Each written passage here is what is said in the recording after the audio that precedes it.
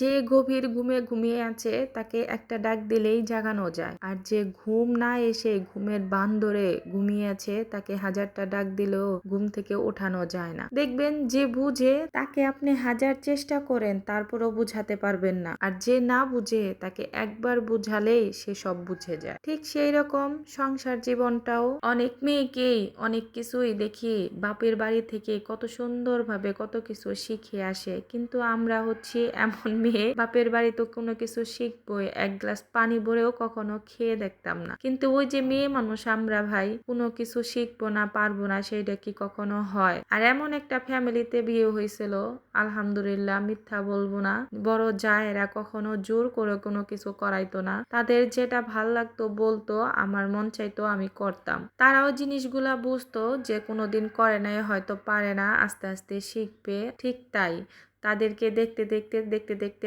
আজ আলহামদুলিল্লাহ সবকিছুই শিখে গেছি, পেরেও গেছি। মানুষ নাকি মায়ের কাছ থেকে অনেক কিছু শিখে, কিন্তু আমাদের ভাই পুরা কপাল, মা যখন রান্না করতো, রান্না ঘরে তো দূরের কথা, রান্নাঘরের আশেপাশেও কখনো যাইতাম না, কারণ দরকার পড়তো না। আমার মার অনেক গুণ ছিল, আমার মা একাই 100 ছিল, কোনোদিন ডাকও দিত না, করতেও বলতো না। আমার যত রান্না বান্না কাজকর্ম যত কিছুই করা, সব কিছুই হচ্ছে আমার জায়েদের কাছ থেকে দেখে তারপরে শেখা। বিয়ের আগে ভাতটাও রান্না করে কি করে ভাই, বা একটা ডিম কি করে ভাজি করে তাই বুঝতাম না, কিন্তু এখন আমার 12 বছরের ছেলে ডিম ভাজতে পারে, ভাত রান্না করতে পারে। ওই যে আমি আস্তে আস্তে শিখাই, একটু একটু বুঝাই তো পারে। তো আমরা শিখি নাই কারণ আমার মা কখনো শিখায় নাই বা করায়ও নাই। আমি মনে করি মেয়েদের সবকিছুই শিখে রাখা ভালো, মেয়ে হোক বা ছেলে হোক, দুজনকেই সবকিছু আগে থেকে শিখে রাখা ভালো। কখন কোন প্রয়োজনে কার কোনটা দরকার হবে কেউ বলতে পারবে না।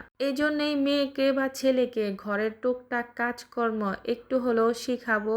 ছেলেকে তো আস্তে আস্তে শিখাচ্ছি, মেয়েকেও ইনশাল্লাহ সব শিখাবো, যেন আমি থাকি আর না থাকি কোনোদিন কারো উপর নির্ভরশীল হয়ে থাকতে না হয়। মেয়েকে ভালোবাসবো, আদর করব, কিন্তু যে বলে না, বেশি আদর ভালোবাসা দিলেও আবার হয় না। ওই আদর ভালোবাসার মাঝে যদি একটু কাজকর্ম টুকিটাকি শিখানো যায়, তাতে খারাপ কিন্তু একদমই হয় না, ভালোই কিন্তু হয়। শ্বশুর বাড়িতে গিয়ে কোনো কথাও শুনতে হয় না। মানুষের আদরের থেকে কাজের আদরটা সবচাইতে বেশি। আপনি যে জায়গায় যাবেন একটু কাজ করবেন, আপনার আদরও থাকবে, আপনি কাজ করবেন না, আপনার আদরও থাকবে না। সেটা হোক শ্বশুর বাড়ি বা নিজের বাড়ি বা অন্যের বাড়ি, সব জায়গায় কিন্তু কাজের প্রচুর আদর আছে। আজকে কথা বলতে বলতে অনেক কথাই বলে ফেললাম। আর এই যে সকালবেলা গরিবের ফ্রাইড রাইস রান্না করলাম, মানে হচ্ছে ভাত ভাজি করলাম, তো ভাত ভাজি করে তারপরে এই যে খেতে বসছি। আমার আবার ভীষণ পছন্দ ভাত ভাজি, তো কে কে আমার মতো ভাত ভাজি করেন আর সকালবেলা পছন্দ করেন খেতে, অবশ্যই কমেন্ট করে জানিয়ে যাবেন। আজকের মতো ভিডিওটা এখানেই শেষ করে দিচ্ছি। সব ভালো লাগে একটা শেয়ার করে দিবেন। আসসালামু আলাইকুম, আল্লাহ হাফেজ।